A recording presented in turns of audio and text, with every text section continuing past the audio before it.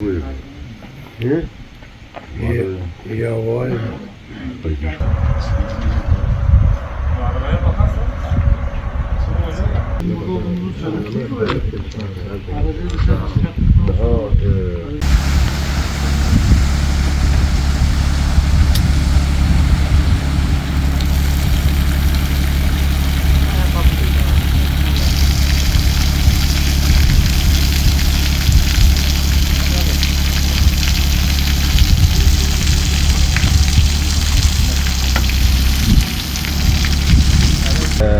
Köyün üst tarafında 4 tane çocuk aracın içindedir.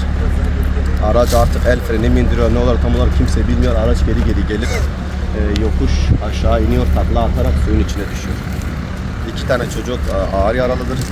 Diğer ikisi de normal. Dileriz ki Allah'tan dörtünün de durumu çok iyi olur. Allah şifa versin dörtüne de.